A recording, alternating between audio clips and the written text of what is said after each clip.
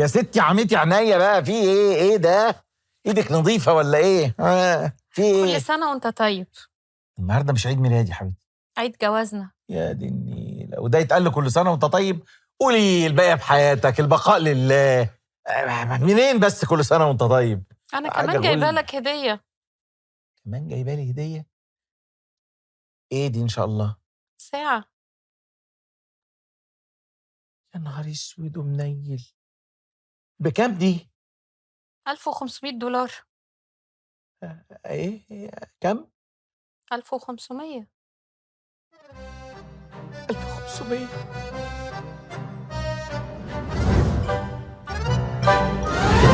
شكرا لكم. طورتونا بجد. ثانك يو. يمكن هنخش في الموضوع على طول. بصوا، معرفش هي جت كده، بس اكتشوالي يعني هبتدي بدكتور سام. بيفكرك بايه ده؟ قلب. يا سلام. فسر الماء بالماء يعني. احنا عارفين ان هو قلب. الحب. ما فكركش بحاجه؟ الحب. حب لمين بقى؟ الحب موضوع كبير. عن نفسي اكتشفت انا هفضل ماسك دي كتير يعني. ما قول لي عشان انزلها.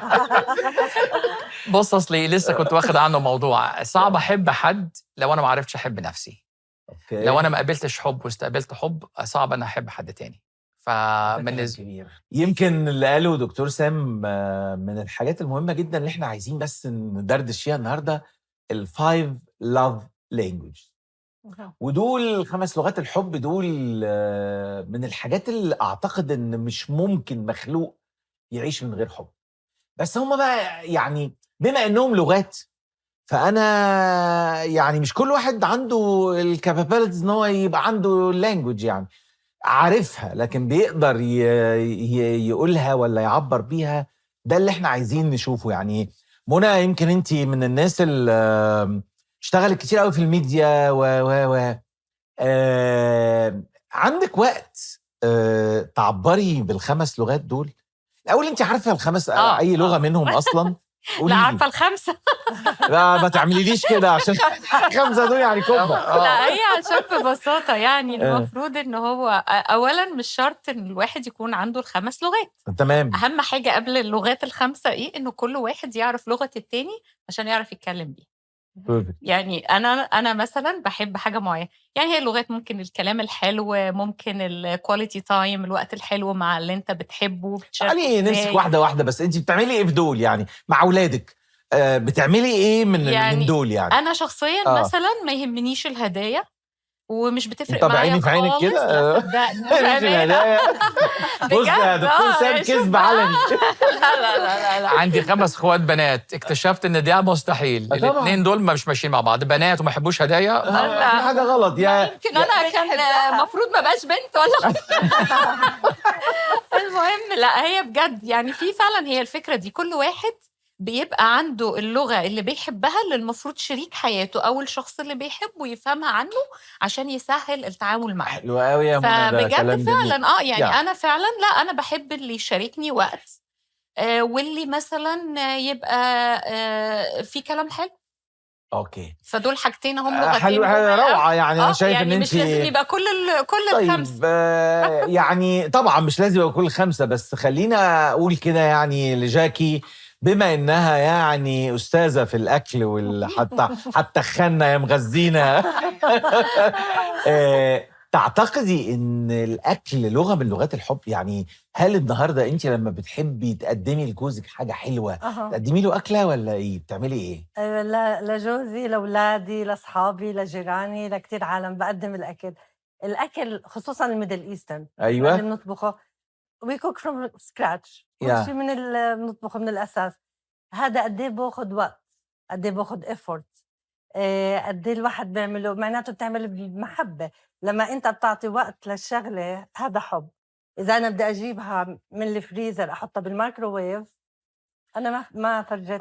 قصدك ان الافورت اللي بيتبذل في الاكل هو ده الهديه الحقيقيه. patience effort. بعدين بدك الاكل يطلع طيب، انت كتير مهتم انه يحبوه، فهن باكلوا حبيتوا الأكل؟ كيف لقيتوه؟ في مشاعر هون حلو قوي قوي. يعني اللي قالته جاكي ده هنقل كده على فرانشسين. انا قلت الاسم غلط، يا نهار اسود. سماحت. ايه صح ولا فرانسين. فرانسين؟ شو يا مفيش شيء. مفيش ترجمة. جاهل بقى معاك. لا وجوزها قاعد، يعني كمان بنغلط وجوزها قاعد. قولي لي يعني اللي قالته جاكي في موضوع الاكل ده، انت بتشوفي ان انت لو عايزه تقدمي حاجه لدكتور سام بتقدمي له حاجه بيحبها ولا يعني قولي لي اللغه اللي انت بتحبي تقدميها له يعني. أنا بقدم له words of affirmation.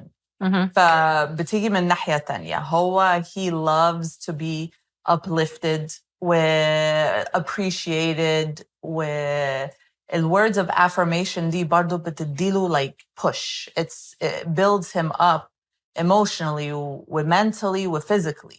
فلو هو مثلا يعني يوم صعب في الشغل و he's down، لا حبيبي thank you so much، يعني I appreciate you working so hard for ده us. بيحصل بيحصل بذمتك؟ بيحصل؟ بيحصل. طب انا العكس بقى، عايزين نعرف العكس. عارف بأمانة يا دكتور أسامة، بأمانة بجد، أنا متعود بسوق من زمان وسوقت لإخواتي وعيلتي وبابا وكله. أول ما اتجوزنا جديد ولسه داخل الباركن لوت أو الجراج، thank you حبيبي for driving. إيه ده؟ أول مرة أسمعها، يعني إيه thank you for driving؟ أكيد أنا يعني لازم حد هيسوق القلب بيج، وده هيفهم ميرسي ده، عارف؟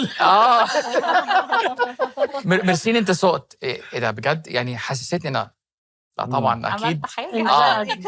مع إن حاجة أنا بحب أعملها وبعملها تلقائيا، بس إن هي خدت بالها من الحاجة البسيطة، إن خلتني أنا أريح. أنا ممكن أريح أغفل لو تعبانة وأنت تسوق، تعبانة أو مش تعبان أنت قمت بالدور وسوقت.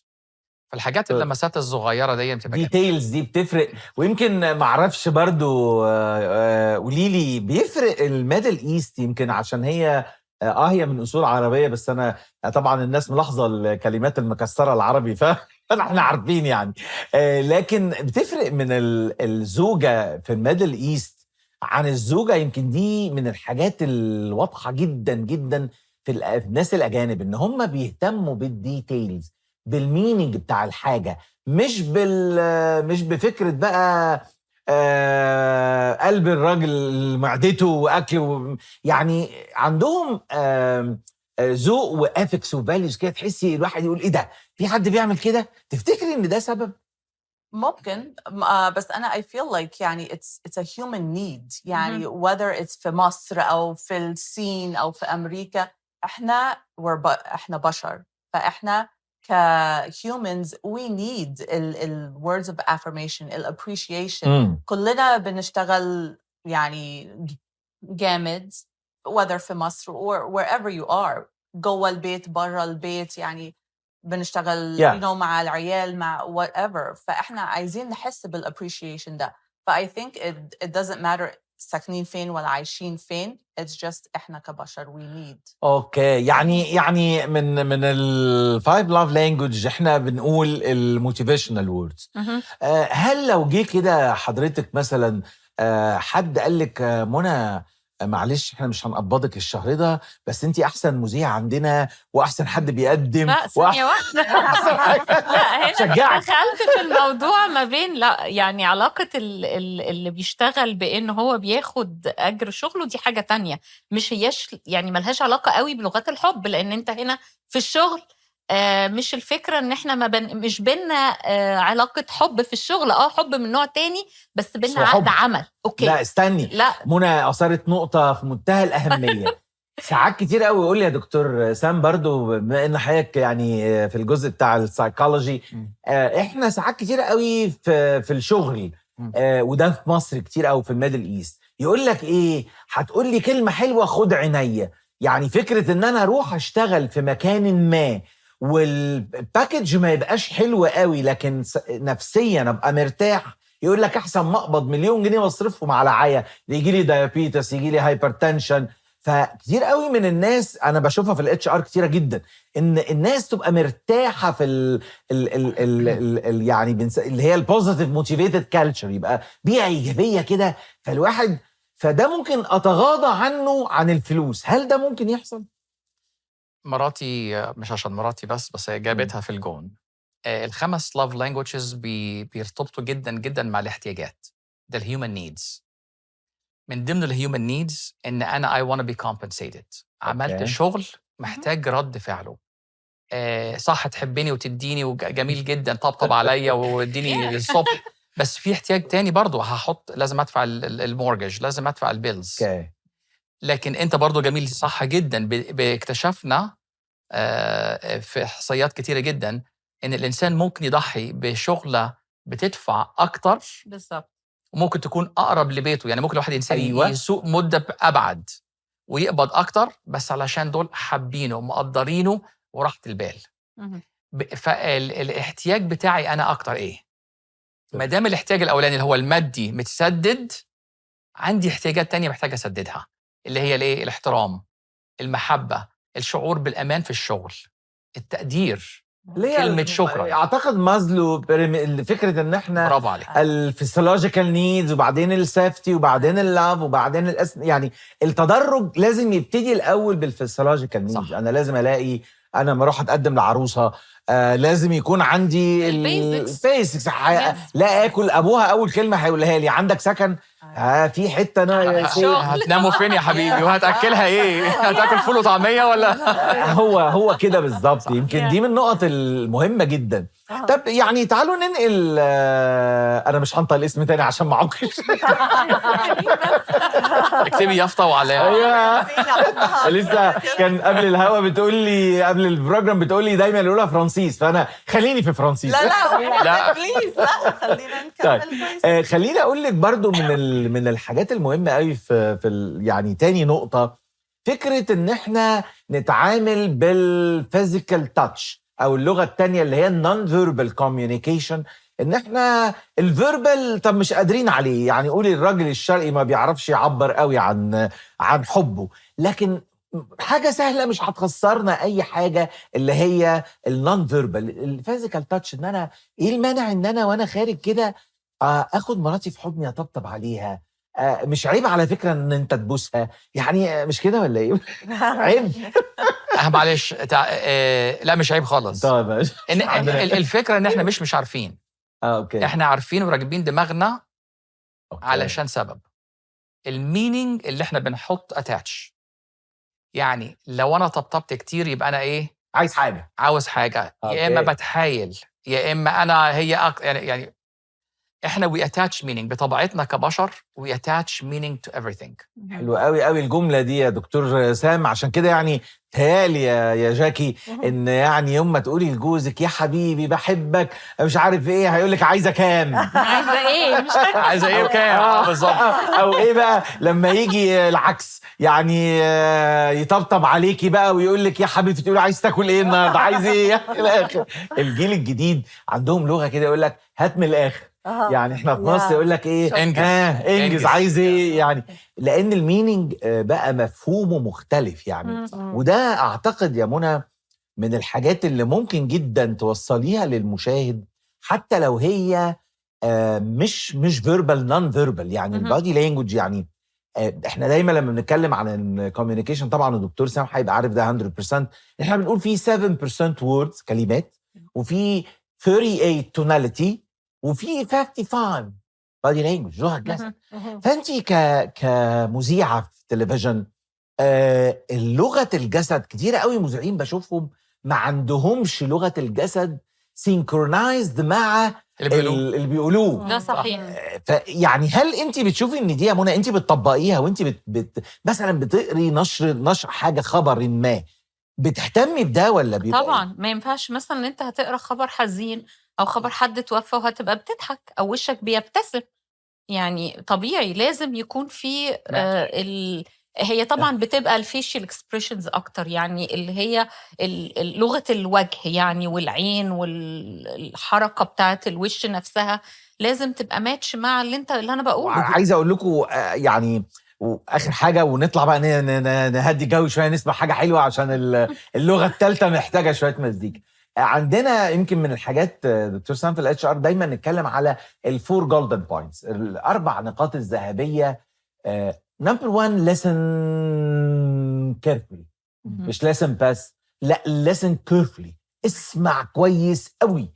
2 مهم جدا don't react immediately.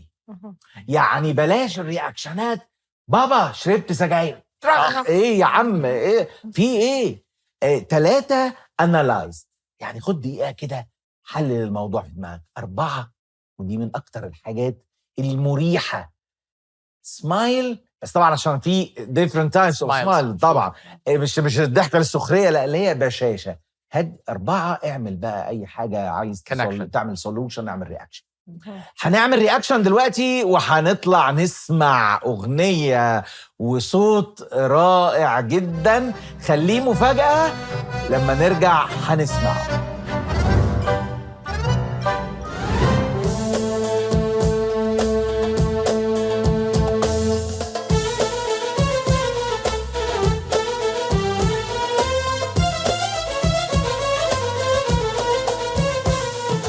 بحلف بنجوم السما معدودة فوق 1,000,000، حبك لقلبي رمى بالوفا قلبي مديون. بحلف بنجوم السما معدودة فوق 1,000,000، حبك لقلبي رمى بالوفا قلبي مديون.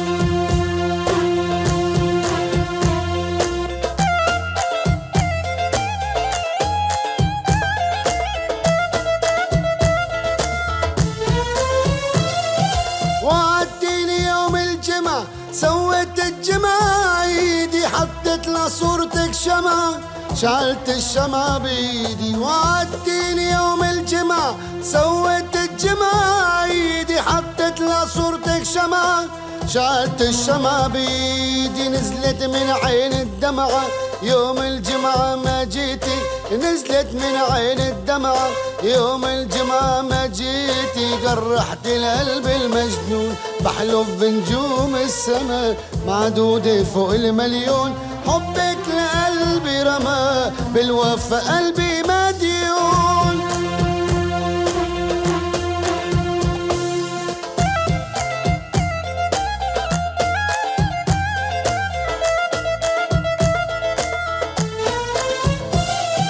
يا مسهرة الليالي مستني منك نظرة، وبعدك شغل لي بالي، حاسس بصدري جمرة، وانتي كلمة موالي خليها ببالك ذكرى. انتي كلمة موالي خليها ببالك ذكرى. شوقي لنظراتك بجنون، بحلف بنجوم السما معدودة فوق 1,000,000، حبك لقلبي رمى بالوفا قلبي مديون.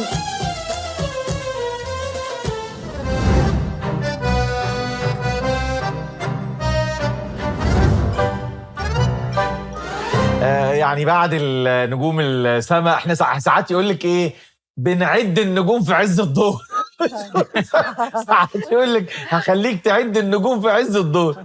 اغنيه جميله جدا من ميشو، ميرسي جدا للاغنيه الجميله دي. يمكن الجزئيه بتاعت اللي احنا عايزين نتكلم عليها اللغه الثالثه. احنا قلنا الفيزيكال تاتش وقلنا الموتيفيشنال ووردز. الثالثه بقى دكتور سامي اللي هي acts of kindness. ايه اللي هي يبقى عباره عن ايه؟ في تعبير بيقول لك كلام فاضي او الكلام رخيص، او باللغه الاردنيه واللبنانيه حنك شغل حكي. بالانجليزي empty words. Our words are cheap. اريني اعمالك وانا اريك ايماني. ما ينفعش كلام على الفاضي. بحبك بحبك بحبك. بابا كان مثل بلدي بيقولوا الرجل بتدب مطرح ما تحب. حقيقي. يعني دخلت البيت، انا تعبان، هي تعبانه، بس شايفها اليوم كله هلكانه مع العيال. علشان اقدم لها اسلوب الحب اللي هي بتفهمه، ممكن بسهوله جدا اشمر ايدي، حباني اعمل ايه في المطبخ. ممكن انا ابدا اساعد في الاكل، أو لا بعمل، لا ما تبوظش. انت قد اللي بتقوله ده فعلا بيعمل. طب وبعد ما بيعمل، قولي لي بقى. انا حلو، انا عارفه انه بيعمل.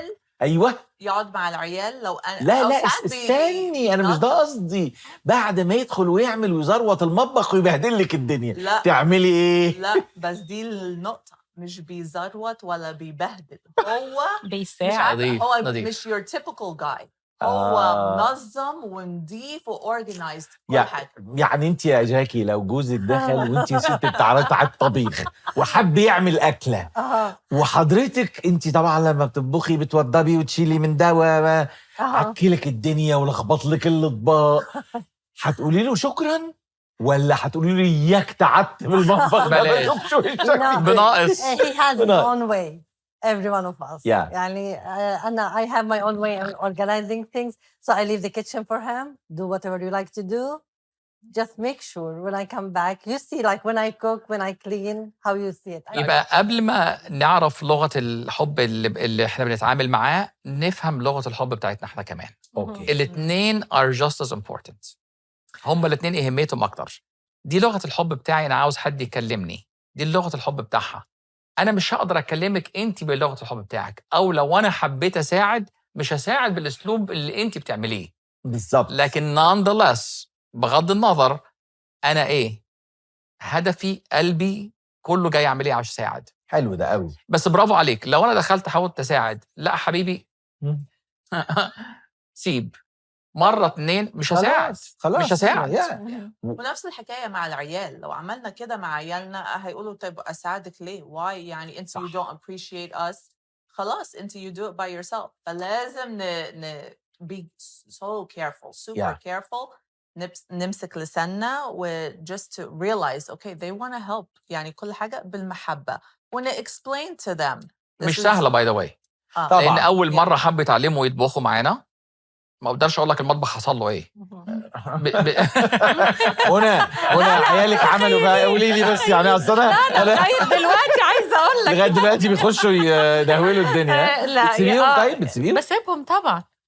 وما بيحصلكيش بقى ضغطك يعلى ولا بتاع ولا؟ لا خالص، بالعكس يعني كلام برامج يعني. لا صدقني، لا يعني مثلا بنتي بتحب تطبخ وانا مش بحب قوي يعني وقفه المطبخ. انت هتقولي لي انا مليت كفايه كل ده، فلا بسيبها يعني، بسيبها حتى لو هي في حاجه اتعملت مش مظبوطه او لو حاجه اتحرقت، لو كفايه فعلا مشاعرها انها مثلا تقول لي انا النهارده هفطرك، عايزه تفطري ايه؟ بصي انا عايز دي يا جاكي. حلو قوي منى قالت. وانا هاي اللي عمالي كنت عم بحسها قبل ما تحكيها منى، انه تو ديليجيت كمان كتير حلو، انه they have the opportunity. يعني انت يا جاكي لو انت من اساتذه الناس في الطبيخ، لو رحتي اتعزمتي عند حد ولقيتي الاكل شويه ما مش زي اللي انت بتعمليه، هل بتبقي جواكي متضايقه وعايز تقولي له ما تحط ملح زي ما تعمل كذا، ولا بتاكلي وتقولي حلو قوي قوي سلم ايديكم بدون حتى ما اشد على اسناني؟ انا بكون ريلاكسينج. I really appreciate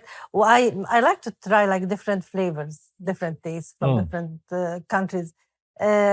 بحب كل حدا عنده ذوقه وعنده طريقته في الطبيخ. اذا حدا سالني how did you find it was perfect، يعني مثلا الطريقه اللي بيعملوها بسوريا غير عن ما احنا بنعملها بالاردن. طبعا احنا بنعملها بالاردن بهاي الطريقه. بتعدلي يعني. انا بس كواليتي اوف ذا تايم برضو. لو عندك طبخه تاخد ساعه وطبخه تاخد 5 دقايق وجوزك بيحب الطبخه ام ساعه دي، تعملي مين فيهم يا جاكي؟ اكيد بعمل ام ساعه. يا بخت جوزك ده. اخترت جروب مثالي ده لو الناس كده كان زماننا احلى حاجه في الدنيا. بس كتير انا دكتور بحب موضوع الكواليتي تايم، يعني فيرس كوانتيتي. يعني في ناس بيقضوا مع بعض جزام بيشتغلوا بنفس الموقع بنفس البيت 12 ساعه 24 ساعه كل الوقت مع بعض and they don't know each other. لانه هن قاعدين بس شخصيات مختلفه، مش عم بيحاولوا يقربوا. يعني انا لما بدي اقعد انا والشريك تبعي بدي أقدر الوقت، كتير مهم to live the moment. أنا هلأ معه بكلي، أنا معه بالفكر بالعقل، كل كلمة بحكيها بتوصل عشان الواحد تاني يحس فيها ويفهمها ويصير في تقارب أكتر. فرانسين، مع أولادك أنت بتشتغلي مش كده؟ دلوقتي حاليا بشتغل.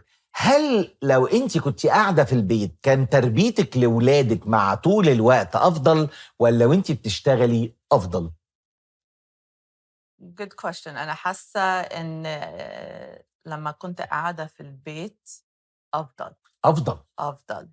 Even though في وقتها لما كنت قاعدة في البيت كنت حاسة like wow إيه ده، like كل حاجة العيال والبيت ومش عارفة إيه و responsibilities. بس دلوقتي حسيت لما طلعت اشتغلت برا حسيت برضو it's too much يعني I'm not giving enough time للعيال or to the بيت. يعني لسه في ال responsibilities جوه البيت وبرا البيت.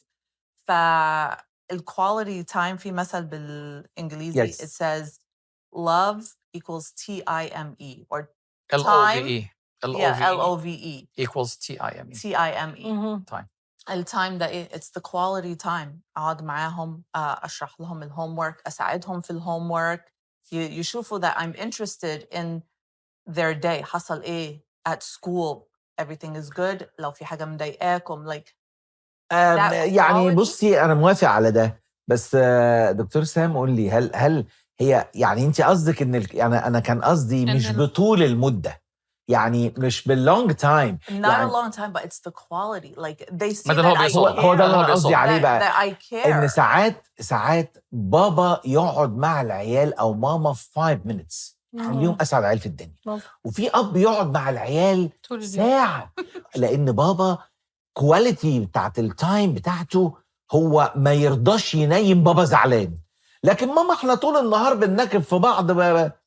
انت بتشوف ده دكتور سام ولا 100%؟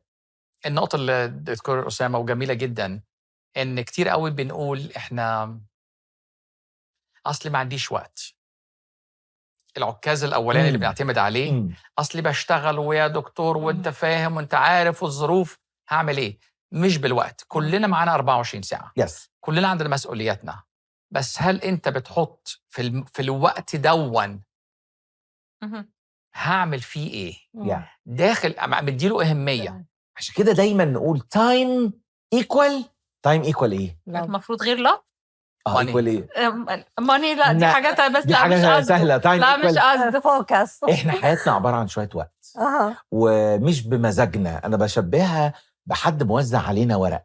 يعني تخيلوا ربنا كده مدينا كل واحد ورقة ومعانا وقت للإكزام ده للامتحان ده. في واحد بيخش في الفيجوال سيركل دي يفضل يلف ما يلحقش يكتب حاجة في الورقة أصلا، هتتسحب إجباري رضيت أو مرضتش الورقة دي هيجي وقت وهتتسحب منك. كتبت فيها إيه؟ شخبطت ولا كتبت بخط كويس؟ عملت إيه في الإكزام اللي الورقة هتتسحب؟ عشان كده التايم ما أقدرش أسلفه لحد وما أقدرش أحوشه.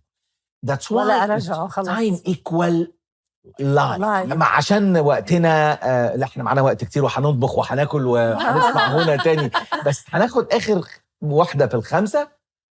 دكتور سام احنا قلنا كم؟ 4. قلنا quality time قلنا act of kindness قلنا words of affirmation وقلنا gifts. فاضل ايه بقى؟ أغش. هو في الكلام وفي الأفعال. أيوة. والمشاعر.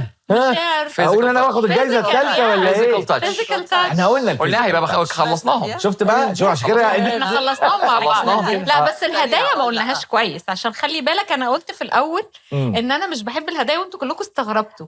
يعني الفكرة في الهدايا في لغات الحب إنك تكون الهدية يعني بتعني حاجة للي انت بتقدمها له. يعني حاجة هو محتاجها ضروري قوي، او حاجة او مثلا هو بيحب الورد فيبقى كل شوية مثلا هتجيب ورد، او حاجة تساعده في شغله وتسهل له حياته. فهنا التاتش دي يبقى انت هنا الهدية مش بقيمتها المادية. صح. مش بس يعني برافو عليك يا منى. انا عارف سامحيني يا هاني هقول اكزامبل معلش. زمان قوي اول سنة في الكلية كنت بتعرف على بنت او يعني كده هو اسمها دبي. حبتني قوي وهي أمريكانية. عرفت ان انا بحب ان ما عنديش وقت ما بين الكلاسز ان اخد لانش، فبراصص الكلاس كلها مع بعض. my favorite snacks الفول السوداني بيناتس وكيت كات. كمان حاجتين مش حاجة. ما بين الكلاسز تيجي تهمس لحد من ورا تديله مرة بيناتس مرة كيت كات عشان يوصلها لي. بصي ده مش هيروح النهارده. قاعدين بقى هيقعد معاك. ده هيفضل انت سامحيني. لا بس عشان ارجع لنقطة منى. لما حد بيدي هدية علشان خلاص عملت أديت واجب وجدتك هدية ممكن تكون غالية جدا، وما تكونش بس مش هي دي اللي حاببها. يس وممكن ما تكونش غاليه خالص، بس هي دي. انا بالظبط. عارف ان منى بتفرق معاها كذا، Yeah, او اللمسه دي لو بجد لو خدت وقت دقيقتين 3 او جبت لها ديا واو. في المعنى يس and تفكيري في البيرسون. she likes that, she appreciates that. وهو لسه كنت بقول لو الزوج والزوجة وردة حتى بالمعنى، الابن لو باس مامته في يوم المذر داي سوينا، هي الهدايا أو الهدف من 5 لغات الحب ال5 love language دول، إن إحنا كل واحد يحس إن اللي قدامه بيقدره وبيحبه وإنه حتة منه. لأن أنا بهادي نفسي قبل ما هادي حضرتك، يعني وإنتي بتهادي نفسك قبل ما تهاديني، لأن إحنا الاتنين حاجة واحدة. هو ده الفرق بين الزوجين اللي حاجة واحدة واللي كل واحد لوحده. فإحنا لو إحنا اعتبرنا اللي إحنا الاتنين واحد، فيش اختلاف بينا، مين جاب لمين، مين عمل إيه، ما بيفرقش على قد المعنى. كلمنا كتير، جوعنا، ومش معقولة يبقى معانا جاكي ومن ما ناكلش. هنسمع أغنية وبعدين نطلع مع جاكي على المطبخ ناكل ونغني.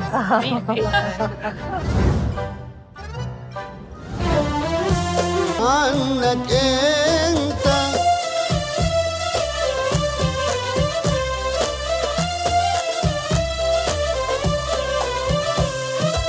يا احلى حب حبيته من قبل ما اشوفه حسيته، ما قبل ما اشعر بوجودي هو لقيته لقيته، وننام وبصحى على احلى فرحه، على احلى فرحه يا حبيبي. انت نهاري ليل انتظاري، انت نهاري ليل انتظاري، حديثي كله عنك انت.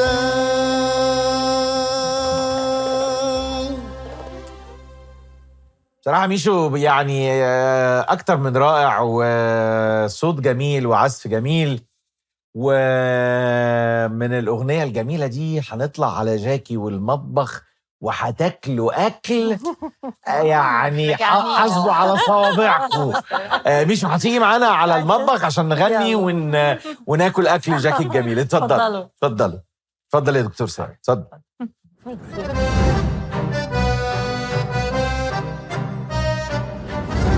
ايه هناكل النهارده بقى ولا ايه؟ انت اذا تحذر انا عامله ايه هتاكل، اذا ما حذرتش يا جاكي بالذمه هتكفي مين ولا مين؟ لا عشان دايت. ده طبقي، ده طبقي. الطبق اللي هيحذر. انا عامله ايه النهارده؟ قولي لنا عامله ايه بقى النهارده؟ كفتة، بس إلها اسم تاني. إيش تتوقع الاسم التاني للكفتة؟ هو أنا فهمت كفتة. إحنا عندنا نقول عليها كفتة. كفتة كبة. كبسة. اسم تاني. ده كبسة. أنت اللي هتكبسي. الكبسة دي سعودي. أيوه أمال إيه؟ الكفتة أو الكفتة إلها اسم تاني، هو داوود باشا. ثانية واحدة بقى، عشان إحنا عندنا في مصر كفتة داوود باشا دي. أيوه. قولي لي أصل الحكاية دي جاية منين؟ إيه داوود باشا؟ هلا داوود باشا هاي القصة من أيام الأتراك. كانوا يعملوا الكفتة. هلا بتقدري تمديها، بنقدر نعملها طبات، بنقدر نعملها نكبسها هيك اوفل. كانوا زمان يعملوها مدورة، يحطوا فيها خاتم فضة، واللي بيطلع له هذا الخاتم الفضة بيكون هو المحظوظ. فكان داوود باشا كتير يحبها، وكانوا كل يوم تقريبا يعني يعملوا له لو خدت واحدة يطلع لي خاتم. اللي أنا بعمله ده اسمه عكة. لا فظيعة. يا جماعة ده طبقي. لا مرعبة. يعني من حدش تاني هياكل. فظيعة. سام مش عارف يعني ايه ده طبقك يعني. قول لنا عملتيها ازاي؟ بس استنوا نفهم الحكاية هتعمل ازاي. هلا الكفتة بنجيب اللحمة، أنا ميكس يعني بيف ولا مع بعض. اوكي. وبعدين بنحط لها بقدونس، بصل، تومة. I mix my own spices. اوكي ماشي. some salt. بنعملهم الميكس، بعدين بنكبب الكفتة ايوه انا عملتها اليوم مع بطاطا، بتنجان، فلفل حلو، بندوره، بطاطس، توميتو صوص، بطاطس. لكن بطاطا عندكم بطاطا الحلوه. بالظبط. يعني الاول دي متحمره، يعني عملتيها بره حمرتيها ولا دخلتيها دايركت في الصينيه بكل اللحمه؟ رتبتهم كلهم مع بعض، حطيتهم بالفرن، طبختهم مع بعض. اوكي. اصل احنا ساعات انا ليا في الطبيخ بس مش هو برضه. بصي ساعات نحمر البطاطس وبعدين نحمر الكفته. داود باشا عندنا بتتعمل كده. اوكي. نحط عارفه داود باشا؟ ما عارف داود باشا المصري؟ صليش الشرف. عارفه يا منى؟ طب بقى فرصه انا. بصي بقى طالما معانا الشافر العظيمه، بصوا هي عباره عن لحمه برضه بنكورها بس بنحمرها في زيت الاول، ونحمر البطاطس في زيت، وبعدين نحطهم كلهم بقى في صوص دمعه وناكلها. فعشان كده ده مش متحمر، ده مور هيلثي طبعا. هذا مور هيلثي طبعا. يعني the way الماما بتعمله والتيتا كانت they used to fry everything. اوكي. بس هلا we don't بس fry. فيها سمنه او زيت زيتون او حاجه ولا هي شويه زيت زيتون؟ شويه زيت زيتون. انا الاكسترا فيرجن اوليف اويل اسمه بس خلي بالك عشان الضاني فيه فاتي شويه وفي فات فعشان كده تقوم فات. لا بس دكتور داود باشا يعني مش هي نفس الكومبوزيشن، يعني نفس التركيبه بتاعت الكفته العاديه ولا مختلفه؟ لا لا لا لا داود باشا بنحط فيها يعني لحمه وبيتحط فيها رز، يعني اللي هو هنا بيسموه البقسماط المطحون او الرز، كفته رز. كفته الرز وبتتخلط مع بعض ببصل بتوم وبعدين تتحمر وبعدين يتعمل بطاطس. لا احنا في الصعيد كفته الرز كانت بتبقى بالصلصه الحمراء. ما هي بالصلصه الحمراء بس فيها بطاطس يعني احنا لا كانت بتبقى بالصلصه الحمراء مع رز ابيض. 100 100 فكده نعرف داود باشا. داود باشا بتاعكم غير داود باشا بتاعنا. كل واحد بنعمله بقى. كل واحد بيعوده. ميشو انتوا انت سوري برضو مش كده؟ انا عارف يعني برضو بتاكل الحاجات، يعني بتعملوا كده، بتعمل نفس هي بس هذا عندنا غير اسمه، الاسم غير مختلف. فهمت اوكي. الاسم غير ده بيسموه حاجه غير دي. اوكي بيرفكت. طب ده بيتاكل معايا يا جاكي؟ هلا بنقدر ناكله مع بيتا بريد، الخبز العربي، او رز. انا عملت لكم اليوم الرز مع الشعريه. استني بقى، ده اللي هو فين ده؟ انا اجيبه لك. استني يا لهوي. ناكل النهارده. لا حلو. هلا انا الله جميل. ده طبق التاني عشان نبقى واضحين. انا سمعت انك عامل دايت. مش مع لا ضحك عليكي. كان قبل النهارده. طيب واحنا كده بناكل واحنا بناخد الموضوع، انت هتحطي الحاجه هنا واحنا هنستنى. طب ما انا هموت من الجوع. ما علينا. يلا بس اعطيها دقايق. بتشوفوا هون بيطلع لكم اشي اخضر ورقه بتقدر ده ايه؟ ده ورق شجر؟ ده ورق لوري. لا برضه اللي بيحضر هاي له جائزه عن جد. لوري ورق لوري بس. لورا هذه اسمه ايه بالانجلش؟ باي ليفز. هذا ورق الغار. بعطي نكهه طيبه للرز، بقيم الزفر لما بتطبخ اللحمه. هذا رمز السلام في العالم. كانوا بالزمان لما يصير حروب يدخلوا على البلد يدخلوا حابلين غصن الغار. Peace on earth. حلوة قوي ده قصة. الحمامة هي هذه ورقة الغار من بيتي في بيت لحم. الله. غار كتير كبيرة. كل ما أنزل هناك بقطع غار بنشفه وبجيبه معي. حلو قوي. بس الرز ده الأول حمرتي، يعني بتعمليه رز مصري ولا يعني بتحمري أردني؟ يعني بتحطي كله بعدين مية ولا بتحمري الرز بعدين الشعرية؟ الرز طريقتي بحمس بحط الزيت، بحمس الشعرية منيح. حلو. بكون غاسلة الرز قايمة كل المي البيضة منه، لأنه هالأيام بضيفوا كيميكالز. الستارتش كلها بقيمها بتصير بيور. اوكي. بغسلها بصفيها، بحمس الرز مع الشعرية. هو ده بقى. بحط ملح. هلا في غش شوي سيكرت رح احكي لكم اياه. بطبخ الرز when it's ready. لكل ماج مع الشعرية بده 2 ماجز مي. بس يجهز قبل بدقيقة بمرق له معلقة صغيرة سمن بلدي. طب قولي لي المية بتبقى سخنة اللي بتضيفيها على الرز يا جاكي ولا يعني سخنة مش باردة؟ سخنة. كله سخن. تمام كده. هنسمع حاجة عشان نلهيهم وانا يلا اتفضل يا بيش. سمعنا ايه؟ ليلي يا ليلي يا عيني يا ليلي يا ليلي يا ليل كمل. يا ليل